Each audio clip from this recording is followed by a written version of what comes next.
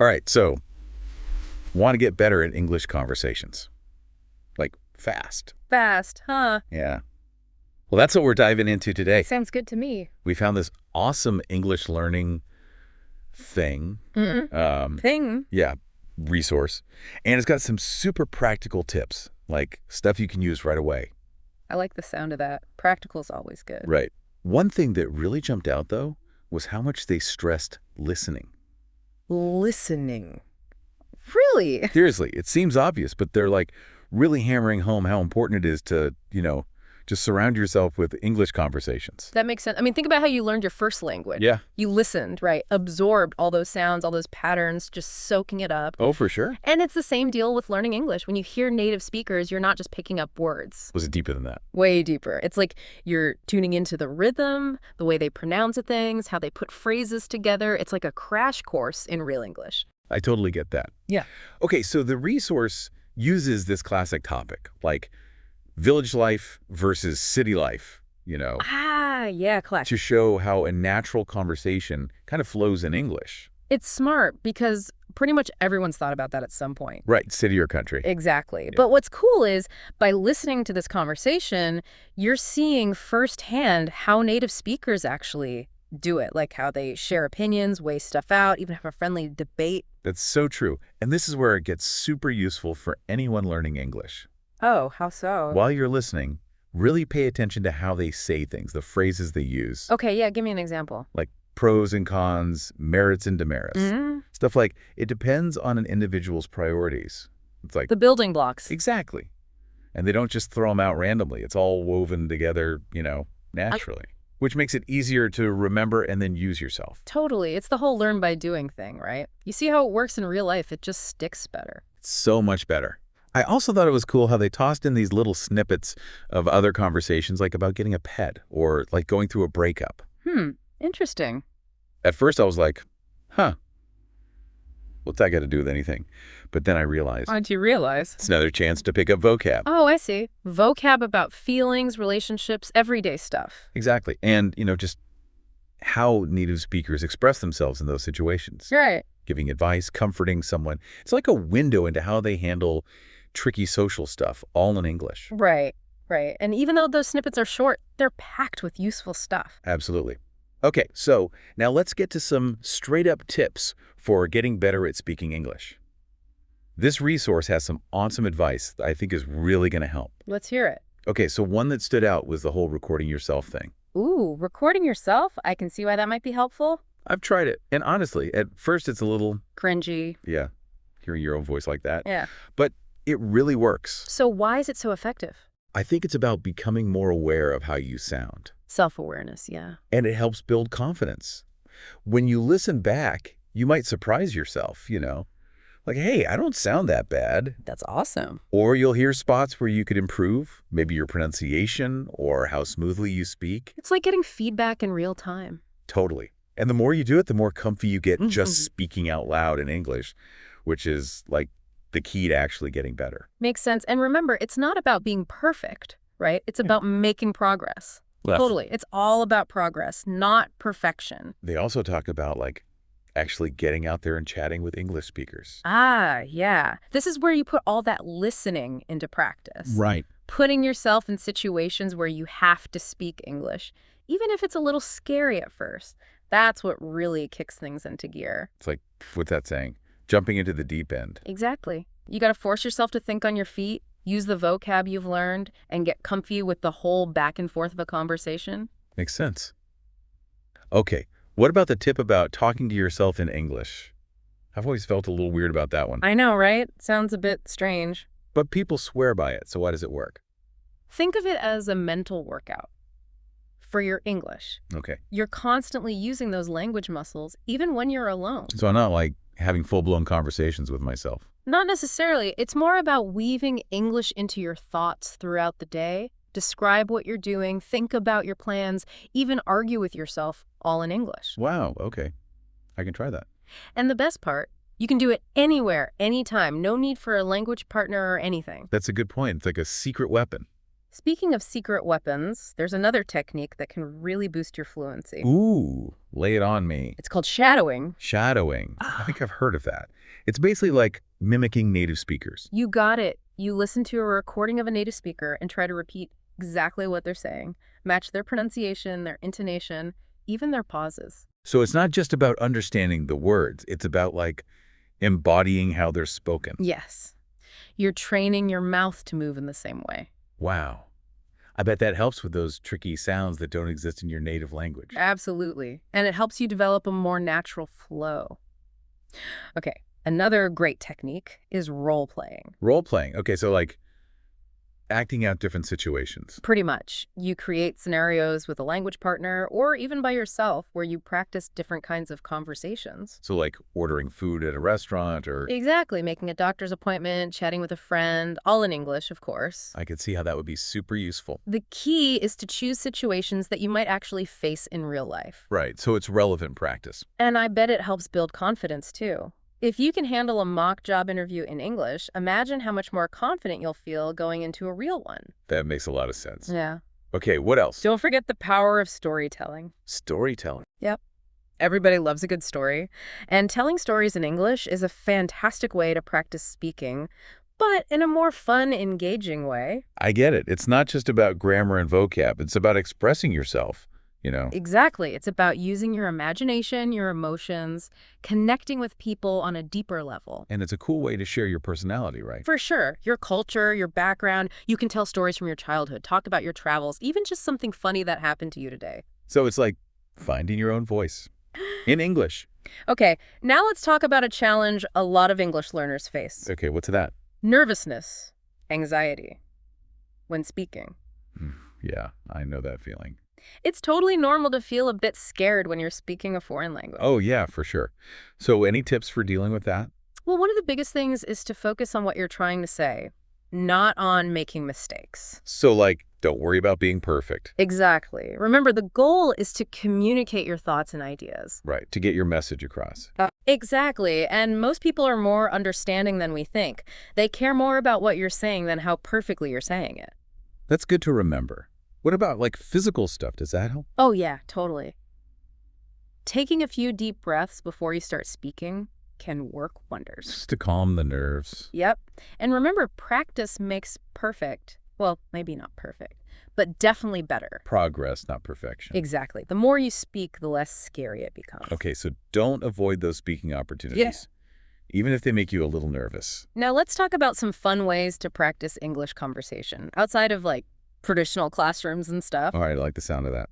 One great option is to join a language exchange group. Language exchange, I've heard of that. They're fantastic for meeting people from all over the world who are also learning English. Well, It's a relaxed, supportive environment to practice your conversation skills, and you get to meet new people, learn about different cultures. sounds like a win-win. And it's a two-way street, right? You help someone practice their English, and they help you practice yours. I like it. Okay, what else? And let's not forget about all the resources we have available every day. Like what? Movies, TV shows. It's a fantastic way to immerse yourself in English. I love watching movies. You can start with subtitles, and as your listening gets better, ditch them altogether. Pay attention to how native speakers use the language, the expressions they use, their pronunciation. It's like a fun English lesson. Exactly. And you can do the same with music, podcasts, and audiobooks. So many options. And don't underestimate the power of reading. Pick books, articles, or blogs that interest you. You'll be surprised how much you can learn just from context. It's all about making English a part of your life. Right, exactly. Not just something you study from a textbook. Okay, now are you ready for a challenge? Bring it on. Idioms. Idioms. Oh, man. Those quirky little expressions that don't always make literal sense. But they add so much flavor to the language. Totally. They're like cultural shortcuts. Like, remember when he said kick the bucket earlier? Yeah. Pretty morbid, right? Yeah. But it just means to die. Okay, so how do we actually learn these things? They can feel so overwhelming. The best way is to learn them in context.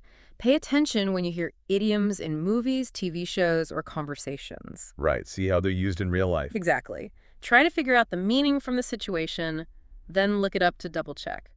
That makes sense. Okay, any other idiom tips? Don't be afraid to keep a notebook. Write down the idioms you come across, and then practice using them in your own conversations. Even if it feels a little awkward. Even if it feels awkward, the more you use them, the more natural they'll become. Speaking of feeling awkward, let's talk about another fear a lot of English learners have. Oh, yeah, I know what you're going to say. The fear of sounding stupid. Yep.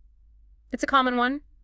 Making mistakes. It's so easy to feel self-conscious when you're not fluent. Totally. But remember, everyone makes mistakes. Even native speakers. It's part of the process, right? It is, and most native speakers are actually pretty understanding. They appreciate the effort we're making to speak their language. Okay, that's good to know. So how can we get over this fear and feel more confident? One thing that can help is to shift your focus from perfection to progress. What do you mean? Instead of trying to sound like a native speaker, aim to communicate your message effectively, even if it's not grammatically perfect. Okay, so take the pressure off. Exactly. And another helpful tip is to practice speaking in low-pressure environments. Like with friends or family. Exactly. Or with language exchange partners. Start with situations where you feel more comfortable, then gradually work your way up. Makes sense. Confidence is key. Speaking of confidence, pronunciation can be a big part of how comfortable we feel speaking English. This resource had some great advice on that, too. For sure. While perfect pronunciation isn't necessary, clear pronunciation is super important for understanding each other. So where should we focus our efforts when it comes to pronunciation? Pay attention to individual sounds, especially the ones that are different from your native language. Right, like the sound. I know some learners really struggle with that one. But the good news is, with practice, anyone can learn to say it correctly. That's encouraging. Anything else? Another key area is word stress. You know how certain syllables in a word are emphasized more than others? Yeah, and if you get the stress wrong, it can totally change the meaning of the word, right? You got it. And finally, pay attention to intonation. Intonation. The rise and fall of your voice when you speak. Intonation can change the meaning of what you're saying, like whether it's a question or a statement. Oh, I see. Mastering intonation can make your speech sound much more natural. So how do we practice all this? Yeah, how do we get better at pronunciation? Listen to native speakers and try to copy them. You can do this by watching movies, listening to music, even just having conversations. I like the sound of that. And don't be afraid to record yourself and listen back. It can help you pinpoint those areas where your pronunciation needs a little work. Oh yeah, good idea. And you can always ask for feedback from a language partner, a tutor, or a friend who's a native English speaker. Okay, so now let's talk about a challenge that can be tough for English learners. And it's not even about grammar or vocab. Interesting. What is it? Staying motivated. Ah, yes. The ups and downs of language learning. It's so easy to start with all this energy. But then keeping that momentum going, that's the hard part. Totally. It's like any long-term goal. You're going to have peaks and valleys. So any tips for staying motivated and avoiding burnout? One key is to set realistic goals. Don't try to learn everything at once. Break your learning down into smaller chunks. Okay, I like that. Instead of aiming for perfect fluency in a year, maybe set a goal to learn 10 new words a week, or have a 5-minute conversation in English every day. Little steps. Those small wins will add up over time, and they give you that feeling of, hey, I'm actually making progress. I love that. Another important tip is to find ways to make learning fun. Okay, yeah, if it feels like a chore, you're not going to want to do it. Exactly. So experiment with different learning methods. Try new activities. Find what you enjoy. Do what you love. Maybe you love movies, music, or reading. Make English part of those activities. Watch movies with English subtitles. Listen to English songs and sing along. Read easy English books or articles. Make it part of your life, not just a school subject. And don't forget to celebrate your progress along the way. Ooh, yes. Celebrate the wins. Acknowledge your achievements, no matter how small they seem. Every new word you learn, every conversation you have, every time you understand a native speaker, those are all victories. Totally. Those little wins will fuel your motivation. Love it. And don't forget to reward yourself for your hard work. Treat yourself to a nice meal, buy a new book, or just take a break and do something you enjoy. Okay, good idea. Positive reinforcement is key. All right, now let's talk about something that could be tough, even for experienced English learners. Ooh, what's that? Humor. Humor. Yeah, that can be tricky. It's like everyone's in on a joke that I don't get. It's a common experience. Humor is often based on cultural references, wordplay, and subtle nuances of language. It takes time to pick up on all that. So can we actually learn how to understand English humor? Absolutely. Just like any other aspect of language. Okay, how? Immerse yourself in it. Watch stand-up comedy specials, sitcoms, funny movies. So I should be watching more comedies. It couldn't hurt. Pay attention to the jokes, the timing, the delivery, the audience's reaction. It's like trying to figure out the formula for a good joke. Exactly. You can also read humorous essays, articles, or books, look up words or phrases you don't understand, and really try to analyze the structure of the jokes. Break it down. Yep. And don't be afraid to try making your own jokes. Start with simple ones, puns, Puns are great. and then gradually try more complex humor as you get more comfortable. Okay, so now I want to shift gears a bit. Talk about something that freaks out a lot of English learners, myself included. Speaking in public. Ah, yeah. Public speaking. The stuff of nightmares. Seriously. Whether it's a presentation or just talking in front of a group. It can be terrifying. It's nerve-wracking for pretty much everyone, though, right? Yeah, especially when it's not your native language. For sure. So, any tips for calming those nerves and delivering a killer presentation in English? Lay 'em on me. Preparation is key. Know your topic inside and out. Okay, yeah, that makes sense. Practice your presentation a bunch of times and try to think of questions the audience might ask. So we're not caught off guard. Exactly. And remember to focus on your audience. Oh, right. Like actually connect with them. Yes. Think about what they want to learn, what their interests are. Make your presentation relevant and engaging. Don't just stand there like a robot. Exactly. Make eye contact, smile, use humor if it feels right, and let your passion for the topic shine through. Show your personality. Okay, now let's get into something specific about pronunciation. Oh, what's that? Connected speech. Ah, yes. Connected speech. This is where things get real. It's how English is actually spoken, not just how words are pronounced individually. I think this trips up a lot of learners. For sure. In connected speech, words blend together, sounds get changed or even dropped. Got any examples? Sure. Like the phrase I am often sounds more like iam when spoken naturally. Oh, wow, yeah. Okay, so how do we get better at understanding connected speech? Listen to as much real English conversation as you can. Movies, TV shows, podcasts. All that good stuff. Pay attention to how words flow together and try to imitate those patterns in your own speech. It's like cracking the code. Exactly.